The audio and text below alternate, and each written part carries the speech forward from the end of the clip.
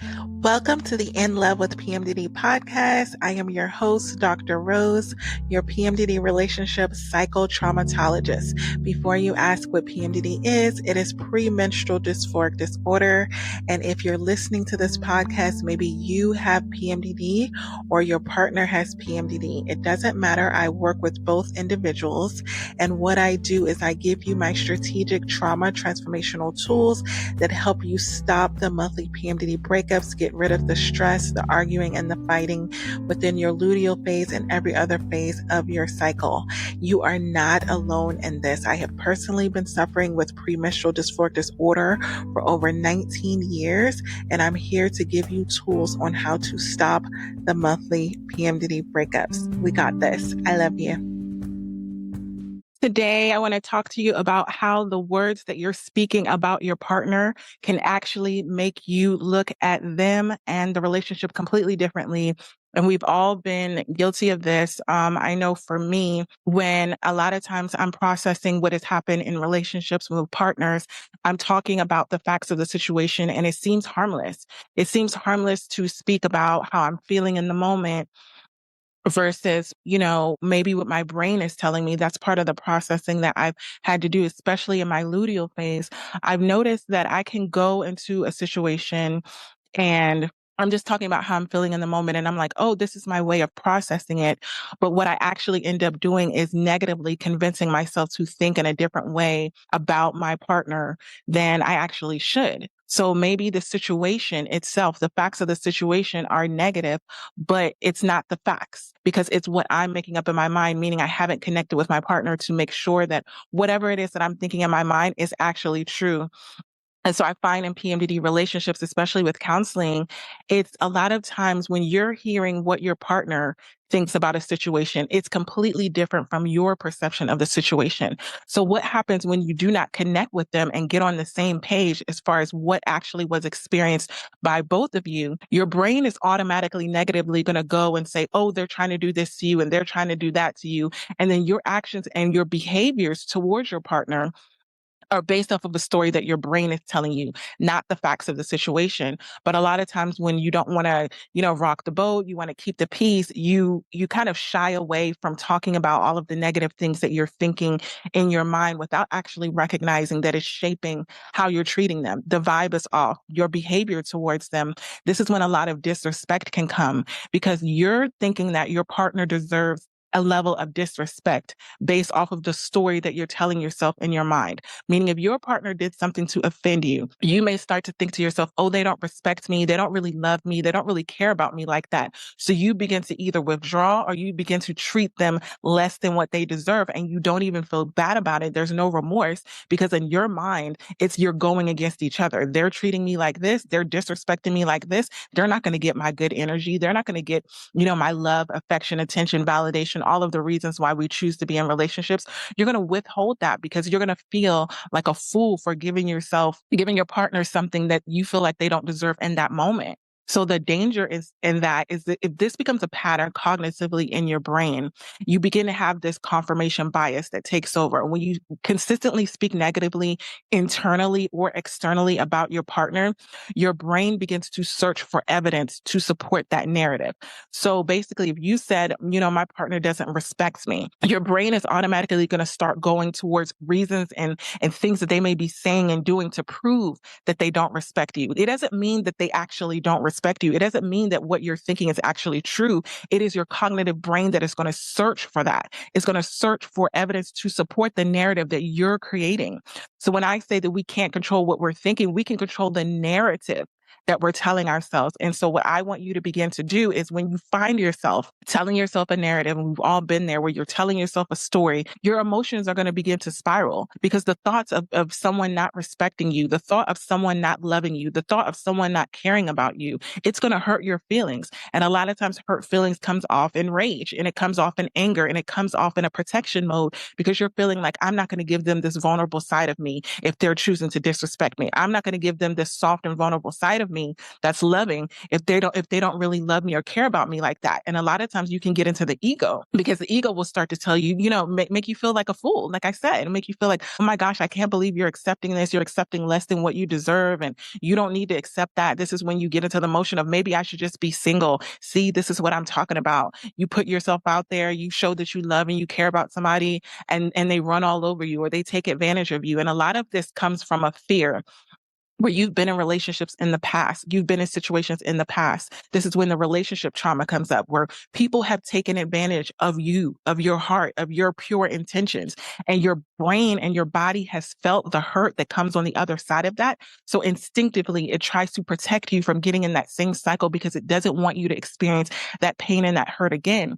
So you may be protecting yourself from your partner, even when your partner is not even doing anything remotely close to something that your ex has done. And so you find yourself defending your actions based off of something that could be a narrative that's not about your present situation.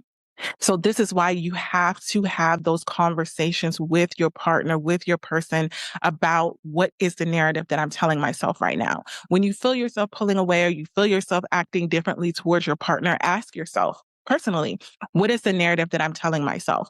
And then when you come up with the narrative, you need to go have a conversation with your person about, this is what I'm really thinking. Is this true? You're asking the source, the person that you're starting to feel differently about. You're asking them, when you did this, this is how I felt. I felt disrespected. I felt unloved. I felt uncared for. Was that really your intention? Were you doing that maliciously, or what's going on? When you begin to be curious, then that confirmation bias is canceled out, because whatever story that your brain is telling you about your person, it's canceled out by the truth of what's really going on with them. You can say, for example, I've done this before. No. I didn't mean to disrespect you in that moment. I didn't even know that you felt disrespected in that moment. Or I didn't mean to, do this action, and you think that I wasn't caring about you. And you immediately need to show appreciation for your partner, even being open and vulnerable enough to say what it is that the narrative is in their mind, that negative bias. And you can literally speak to that. And it's not about it, please, please, please. It's not about defending yourself. It's not about proving that you're a better person than your partner is thinking that you are in that moment. It's about taking accountability for your actions that you did that caused your person to feel this way, not in a sense that you did them maliciously, but you're acknowledging, I did do that. I did say that. I didn't mean to offend you when I did it, but I did it.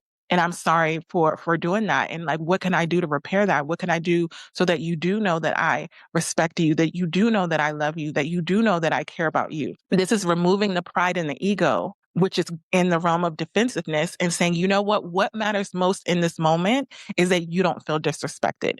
What matters most in this moment is that you don't feel rejected. What matters most in this moment is that you don't feel unloved. Not for me to defend myself, not for me to make it seem like, I wasn't doing this maliciously, or you shouldn't even be thinking that, or how dare you think that. Get out of that. That is fueling the conflict that you're going to have, because if your partner brings something to you and you immediately get defensive, and you immediately start coming with all these excuses of why you did what you did and what you really meant, and they're going to shut down, because that's not what they want to hear. If your partner is coming to you about something that they're feeling, an emotion that they're having, a narrative that they're telling themselves in their mind, they want clarity. They want the truth. They want to know in your heart, how do you really feel about me? Do you really respect me? Do you really love me? Do you really care about me? Because if you get to that truth of, yes, I really love you. Yes, I respect you. Yes, I care about you, then none of the details really matter. You can spend a lot of time, and this happens a lot in talk therapy, that's why I said talk therapy alone does not work. Do you need to talk out the things that have happened? Absolutely. But do you need to stay when you're fact basing? And I know so many clients will come on with notes about who did what, and recordings about, they said this, Dr. Rose, and they did this. And it's this blame and the shame, which is met with defensiveness. And you're going to end up in this cycle where you're never really getting a resolution for your problem. You just keep talking about the problem even more, which is fueling those negative emotions that you're feeling, because you get so frustrated, because you're taking your brain back into the moment that you felt offended, back when you felt disrespected, back when you felt rejected. And you're going over the events of the story. And this is when they said this, and this is what they said this, and I told them not to do this anymore. And there's so much blame and shame that you're not even seeing the hurt that your partner is actually feeling as a result of something that you may have said or done, whether it's malicious or not. That should be your main concern. Your main concern should be reconciling with your partner how you really feel, and getting to the root of whatever bitterness, resentment, and unforgiveness that they may be feeling, and you want to pluck that up. You want to pluck it up and you want to get rid of it and you want to throw it away and you don't want to keep rehashing it again and again and again. You don't want to punish your partner for things that they've said and done that are not malicious, because they're going to end up in this realm of feeling like there's nothing that they can do to please you. You're never going to forgive them. You're always going to be bringing up this old thing. What's the purpose of talking about it if something else happens and we're going to end up talking about it again? You want to create a culture in your relationship where if someone does something to offend the other person, that you have the ability to repair it by having an open and honest conversation, reaching the root of their heart and their feelings and how they're really dealing with that, where it's coming from, what's coming up because of that, and then coming up with an action plan so that it doesn't happen again. This is a step that is missed a lot of times when I've heard clients say that they've gone to counselors and therapists and psychologists prior to working with me. There's no action plan. You sit on sessions or you sit with your friends and you talk, or you sit with your partner and you talk about the situation again and again and again, just to feel like you need to get it out. And you end up feeling more negative about your partner, more negative about your relationship at the end of it. You don't feel closer because there's no resolution. There's nothing that's telling your brain, you're not going to feel hurt again. You're not going to feel harmed again. You're not going to feel disrespected again, because there's an action plan in place. That's what causes your nervous system to calm down when you have an action plan of saying, okay, so, the other night when I didn't text you goodnight, or when I didn't do something, it made you feel rejected. It made you feel abandoned. It made you feel whatever. It's not about telling your partner that they shouldn't feel that way. You do not dictate how your partner should feel in any specific situation. How they feel is how they feel. What you want to do is help them navigate those emotions and how they feel so that it doesn't negatively impact your relationship. It's not about saying, oh, that would never bother me. What you're discrediting and invalidating how they're really feeling by making them not feel justified to feel however they're feeling. Are our feelings our facts? No. But do we need to address the feelings that come up? Yes. Do we need to do it in a way that doesn't cause more conflict? Absolutely. Do we need to do it in a space where your partner feels safe, to feel heard, seen, validated, so they don't have to prove to you that they should be feeling this way, or that it's worthy of them feeling offended, worthy of them feeling rejected, worthy of them feeling disrespected? They don't have to prove that to you. How they're feeling is how they're feeling. And a lot of times it's because of life experiences that they've had in the past. You cannot change your partner's prior life experience and prove, oh, you shouldn't be offended because of this, because I didn't mean it, therefore you shouldn't be offended. No, it doesn't work like that. You could not have meant it and your partner could still be offended. Now, what are you going to do about it? That is your responsibility in a relationship. What are you going to do about it? If your child falls down and they bump into something, you're not going to say, oh, you should have watched yourself. You're going to go tend to them being hurt. You're going to go tend to, if they start crying, you're going to go pick them up or see where does it hurt? What can we do? Let me move this out of the way, because you're reaching, repairing versus proving. Okay, so the next thing that happens when you have a lot of negative self-talk, you have your neural pathways strengthen around criticism. When you start criticizing your partner, and this is especially true when you're talking to, friends and family, even when you're venting and you're criticizing them for little things that they do or that they don't do. They never do this or they never do that. All you're doing is the thoughts that you repeat become well-worn neural pathways. What this means is the more you criticize them verbally or internally or with friends and family, the more your automatic negative thoughts are going to become on a loop. You're wondering why you're having those intrusive thoughts about your partner. It's because you're training your brain to criticize your partner. So your partner walks into the room. You've been complaining about them all day long because of things that they haven't done, things that they said that they shouldn't have said. They immediately come into the room and your brain is searching for more criticisms. You're picking them apart. Look at them. They never do this. They didn't even bring me this home for dinner. They never text me. Your brain is now trained to see the negative in your partner because of what you are doing internally, because what you are saying about them externally. And so the way that you can get around that is the one, notice when you're doing it. We're in the month of March. And the theme that I have for my goals and a lot of my clients is we're marching forward. I want you to make a commitment with me today that I am not going to criticize my partner once this month. This is going to be really, really hard for you to do immediately or intentionally if you're used to just complaining. I'm not saying that you won't have reasons to criticize your partner. I'm not saying you won't have reasons to complain about, towards them. What I'm saying is I want you to challenge yourself. See how your emotions shift towards your partner and in your relationship once you make a commitment to stop criticizing them. You need to give them some grace and stop thinking that they should be doing everything perfect. And just because you told them to do something or to not do something one time, that they're automatically going to remember it. Give your partner some grace. They're not doing a lot of these things maliciously. And I know because I have so many sessions with partners that are like, I'm not trying to cause my partner to suffer. They're explaining to me ways that I have, but it's not like I'm not waking up in the morning and saying, oh, well, how many ways can I cause my partner to suffer? A lot of times they're burnt out. They're trying their best. They have other things going on in their life that have nothing to do with you, nothing to do with the relationship. And instead of you recognizing, oh, they're having an off day, or oh, they're experiencing stress, or maybe they're having stress from work, or maybe they're having stress with their internal goals and what they have going on, you don't know the reason why your partner has said and done a lot of the things that they've done. And a lot of times when you go to accuse them and criticize them, it causes whatever stress that they're internally going through. They don't even feel safe to even come out and say, well, the reason why I reacted to you this way is because I'm dealing with this. When is the last time that you felt offended by your partner? And instead of negatively criticizing them, you've asked them what's going on with them, and not in a confrontational way, but just saying, babe, I noticed that you're a little bit distant. Like, is everything okay? What's going on? When you come with that level of questioning and curiosity versus criticism, then they may open up to you and say, hey, babe, I'm so sorry. I didn't mean to do that. I'm just stressed about this. And you're giving them a way to have an outlet so that they don't negatively react to you. So the next thing that happens when you have a lot of negative self-talk is the threat perception increases.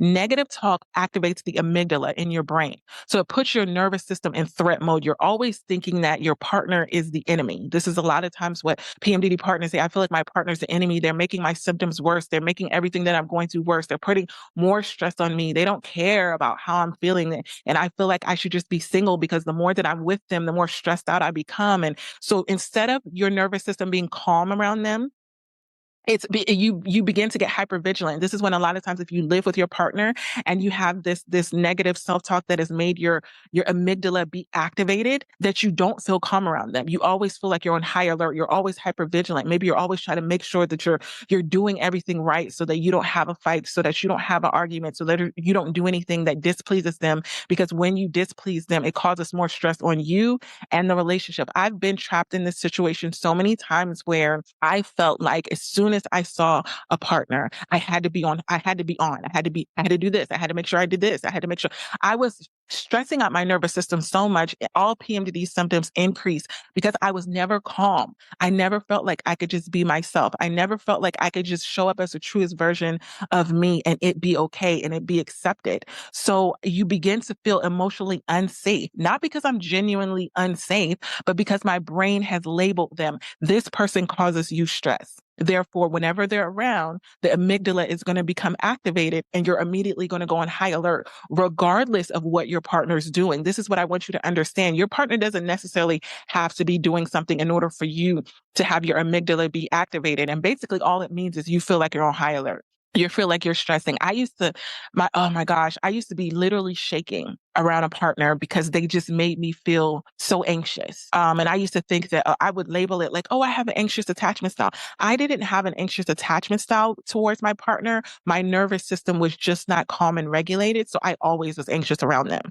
I didn't have an avoidant attachment style with my partner, which I literally thought that I did. I had literally said, I have an avoidant attachment style. I have an avoidant attachment style. I got out of that relationship and got into one and I was completely secure and I was completely calm. And I was like, wait, I thought I was the problem. I thought that I had developed an avoidant attachment style and that was something that I was carrying with me. But it was what I was carrying within that particular relationship. I did not feel safe with my partner. Therefore, I felt the need to avoid and pull back and shrink and hide because I didn't want to have the level of stress that interaction made me feel.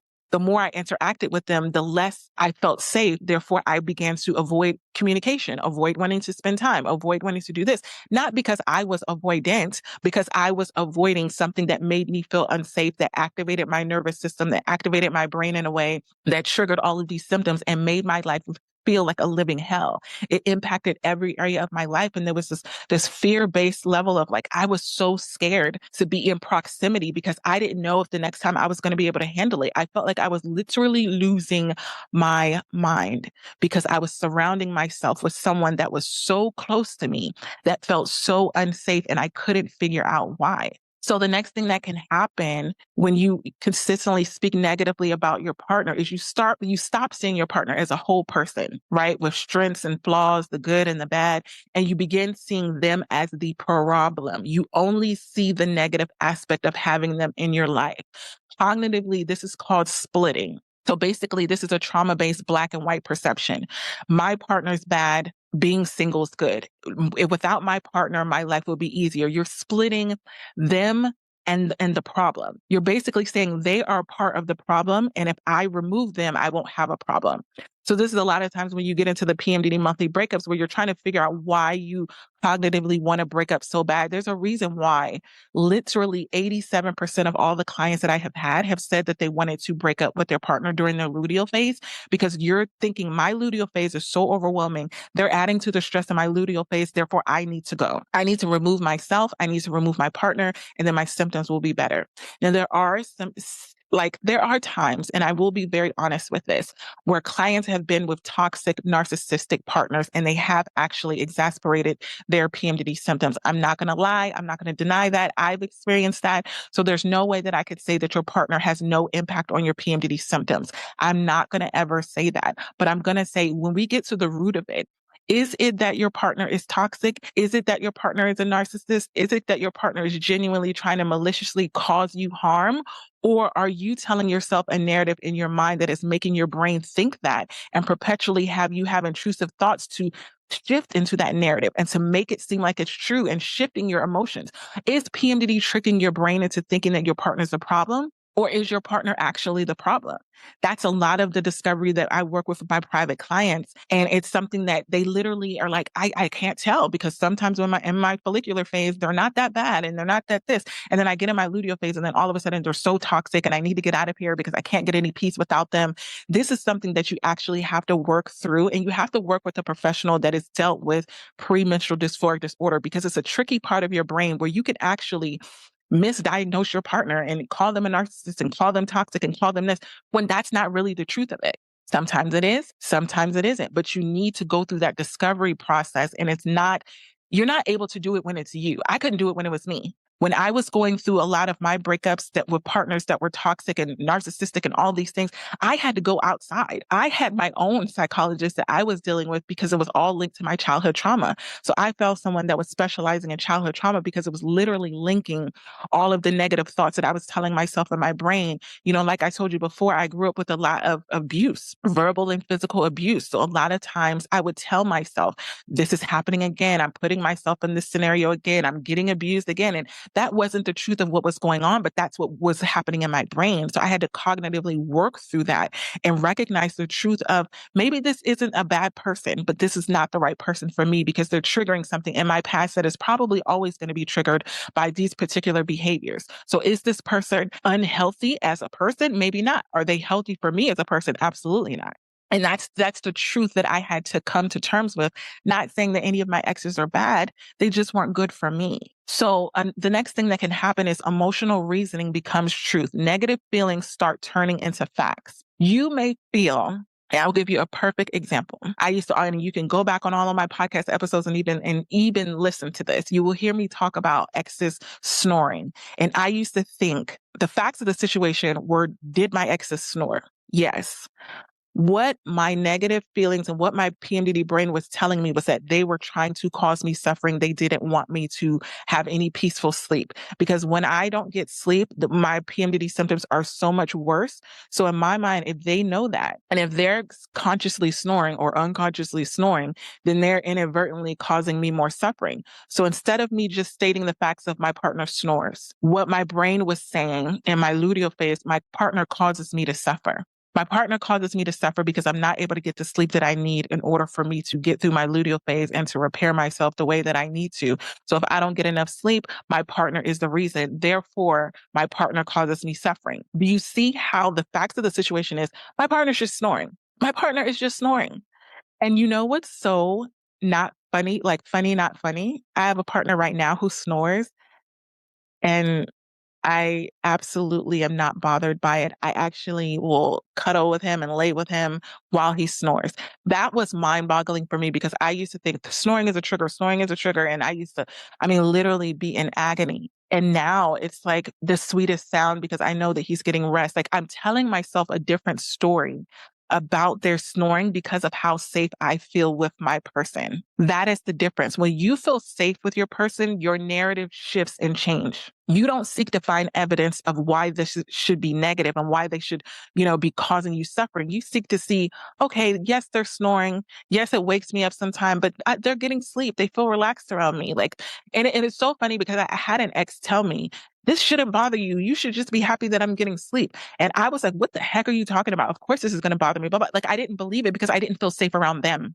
I did not feel safe around them. So the natural things that they were doing were automatically a trigger for me. This is so important. And you really need to grasp this. When you do not feel safe around your person and you consistently talk negatively around them, which reinforces you not feeling safe around them, they can be doing everyday things and you can be thinking that it's maliciously causing you to suffer on purpose. You can make them the enemy for them just existing. This is why clients will say, my breathing annoys her.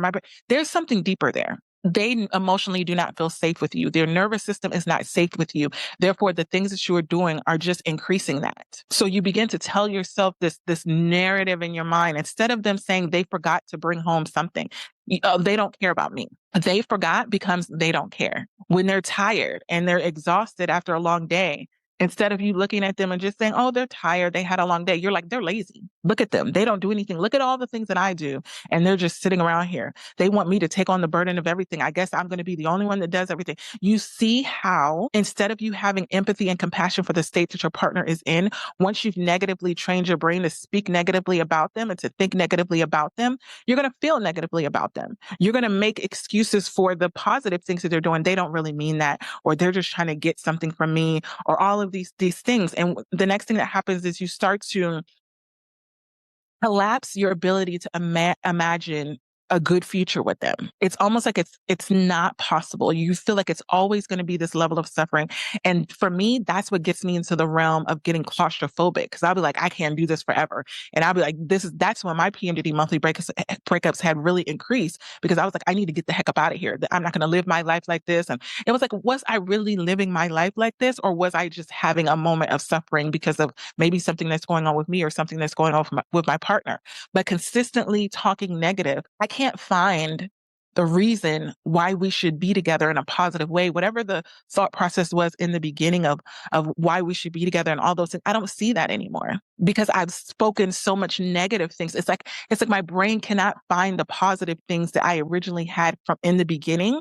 And the more you train your brain to think negatively by doing it, the harder it's going to be for you to ever see the positive reason as to why you're even in this relationship. I ask a lot of clients and they can't even answer this question. I said, well, if your partner is causing you this much suffering, why are you with them? And then there's this silence. Well, they did this. No. Why are you with them? Why are you with them? When this happens and you can't answer that question, and if I just asked you that and you had to dig deep and it's not on the surface level, that means there's a lot of negativity that's on top of it.